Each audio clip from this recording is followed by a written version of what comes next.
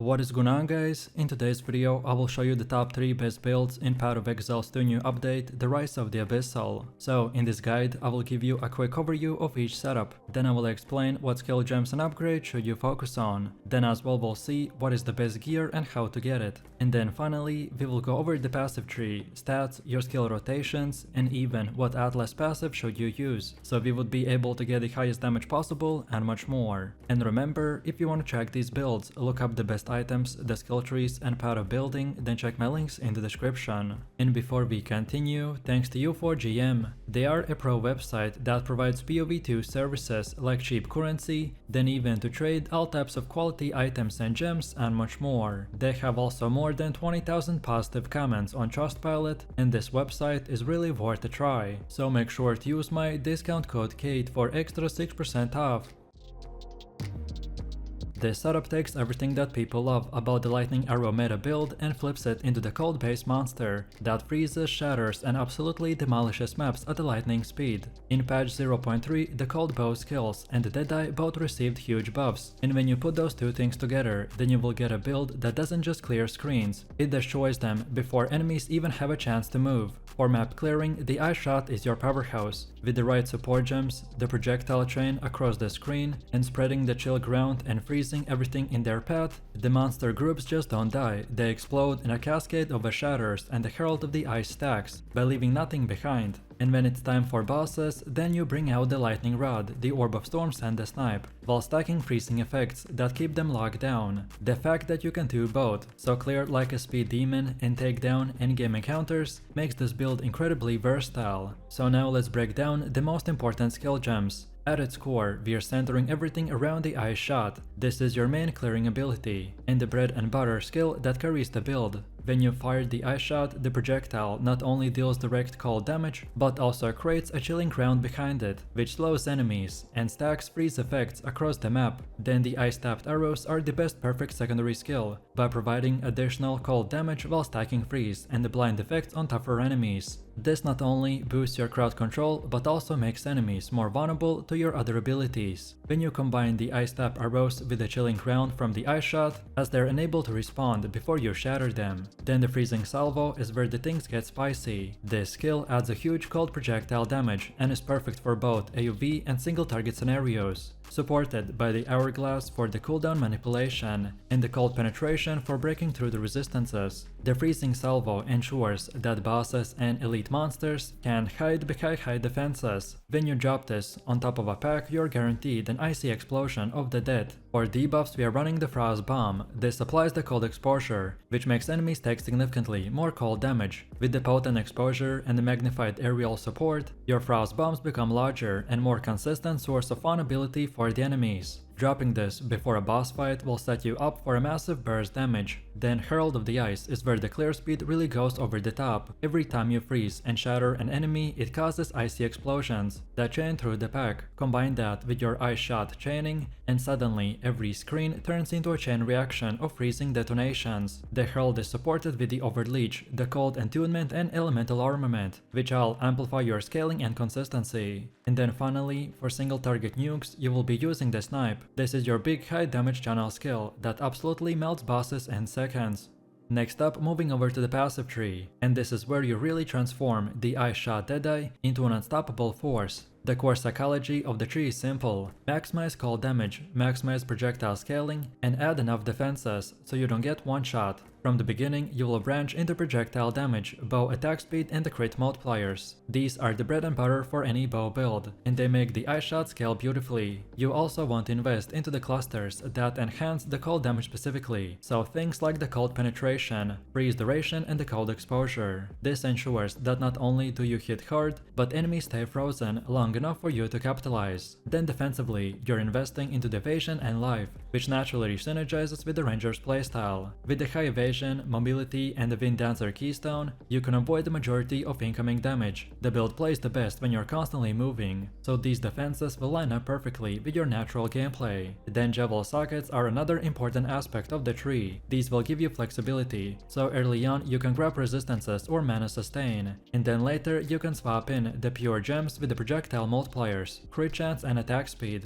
On Javels, your priority should be on mana kill, as it smooths out early sustain problems. Then next up we have gear, which is always a big one, so let's break it down. Your number one priority is your bow. This build scales insanely well with the weapon quality, so the stronger your bow, the better everything feels. Look for a high base DPS bow with an added cold damage, added physical damage, and ideally plus levels to projectile gems. A Gemini base is a fantastic starting point. If you can find a bow with a crit chance as well, then that's where your damage really starts to explode. For your quiver, you wanna focus on the flat damage, attack speed, and projectile modifiers. Then mana on kill is amazing bonus here, by smoothing out sustain early. Then projectile speed also makes the ice shot feel cleaner. Then for your gloves and ring, you should prioritize the flat cold damage, resistances, and attack speed. Rings with the added physical or the cold damage to attacks are especially valuable. Your amulet is a great place to grab levels to bow or projectile gems, as well as critical strike multipliers. Later on, anointing a damage node like the serrated edges can push your damage even further. Then defensively, we focus on high evasion gear for your chest and the boots. Resistances should always be kept at 75%,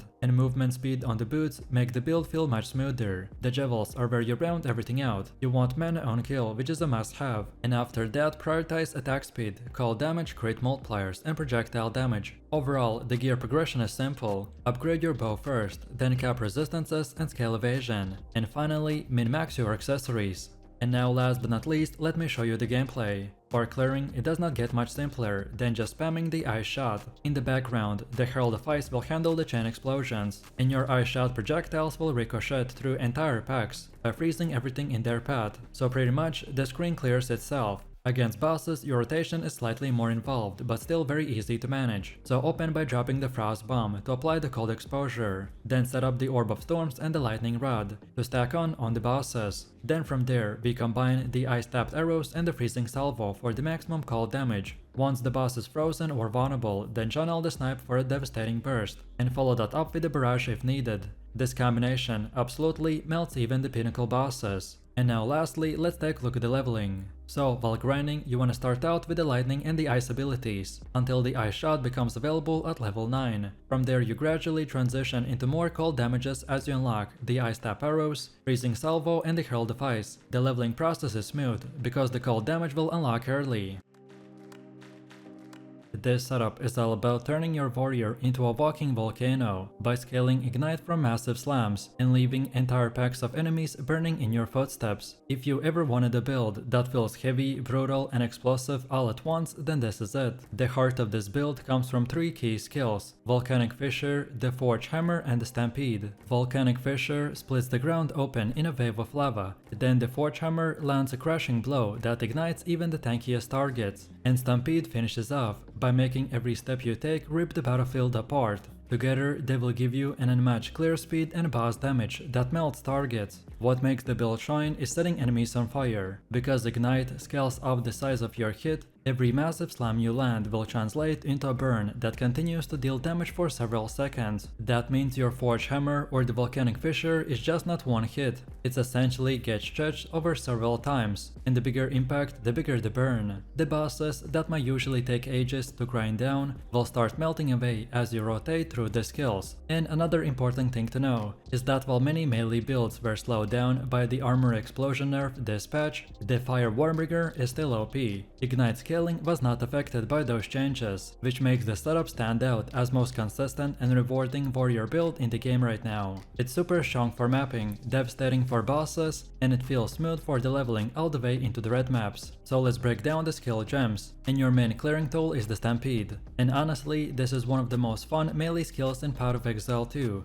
Every step you take will proc fissures under your feet, and once you've linked it with the supports like the crater and the branching fissures, it turns into a chain reaction of of eruptions that wipe out monsters without you even needing to stop moving. The mapping feels incredible with this skill, because you're literally killing while stripping through the zones. For single target, you've got a rotation that feels deliberate and powerful, and against rares or bosses, you will start with Infernal Cry if you have access to it, because that weakens enemies and primes them for explosions. Then you slam them with the Forge Hammer, following up by the Volcanic Fissure, and finally you pop Ancestral Cry to boost your exerted attacks. From there, we transition into the Stampede until the targets burn down. If you don't have the Ancestral Cry yet, then you can simply rely on the Infernal Cry to fill that slot, and you will see huge ignite damage rolling over time. Especially for tanky bosses, dropping a warbringer before you start your rotation will add that extra push you need. And one quick tip here, keep your warbringer at a low level. Leveling it up increases dexterity requirements without giving you much more power, so you actually save yourself some stat headaches by leaving it underleveled.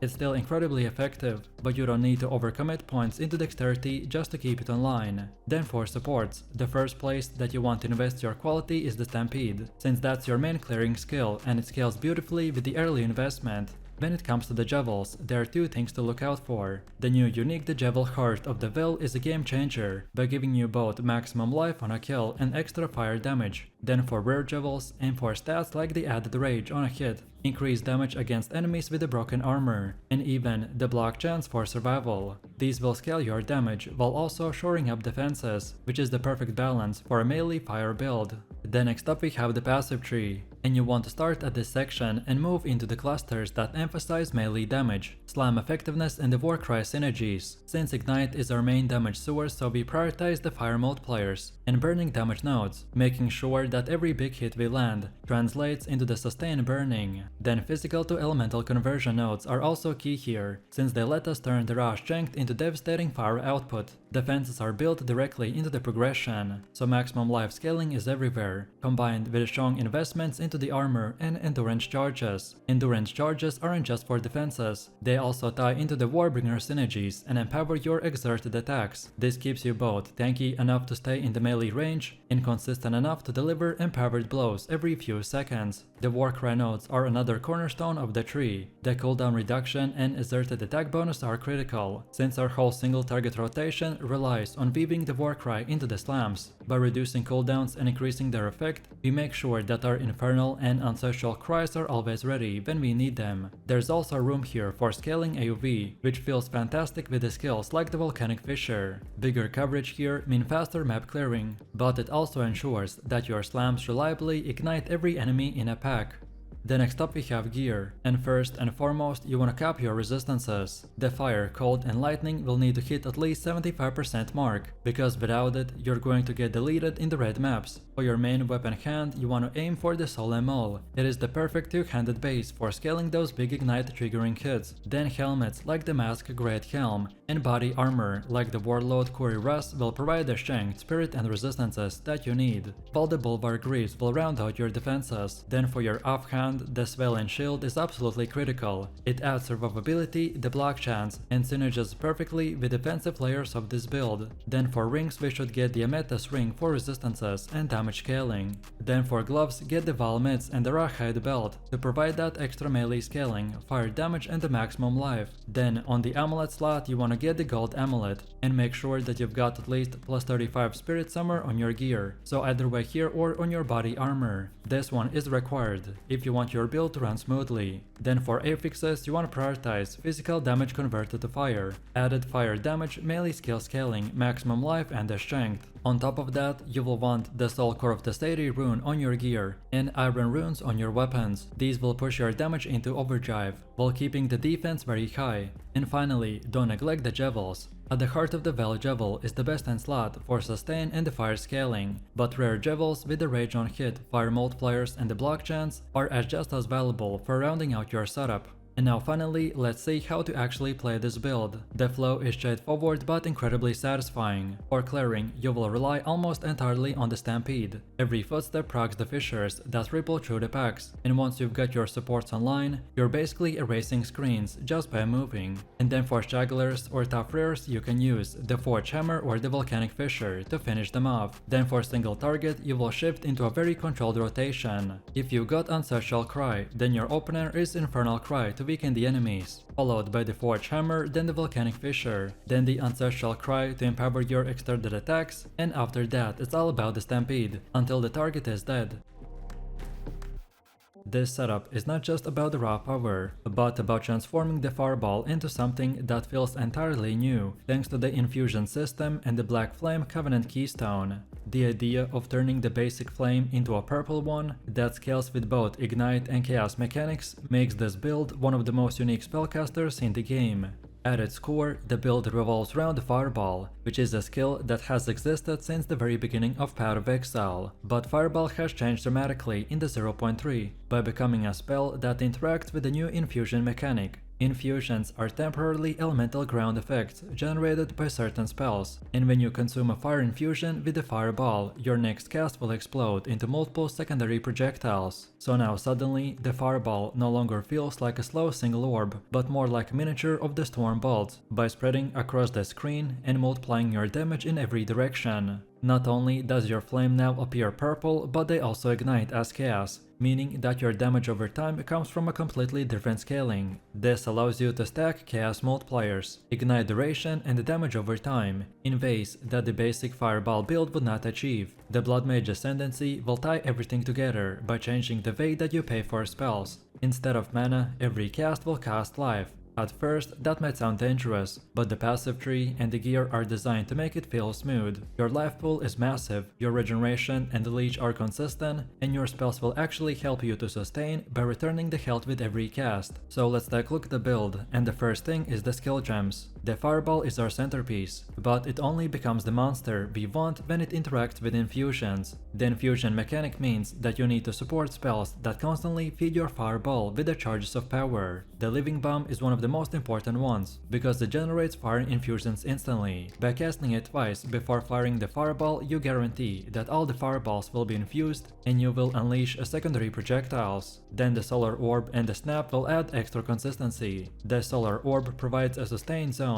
that constantly refreshes your infusions, while the Snap gives you an on-demand generation when you need. So let's most by turning routine casts into devastating detonations. The flow of combat is built around weaving these spells together. You begin by placing the Sigil Power to ground yourself in the fight, then apply the Despair to strip enemy cast resistance and open them to your damage. You'll trigger the Living Bomb to build infusions, and then release the Fireball to consume them. All of this will create a wave of projectiles that ricochet across the map. The Chaos Bolts serve as a filler, by keeping your damage rolling when you cycle your infusion generation. It feels like a rotation of build up and release, and once you master the timing loop, it becomes the second nature. Then next, our passive tree will combine three principles. So scale chaos infused damage, turn the life into your resource, and amplify the spellcasting utility. We start by getting nodes that boost spell damage, ignite scaling and the chaos multipliers. With the Black Flame Covenant active, all of your fire damage will become chaos, so every chaos node will become relevant.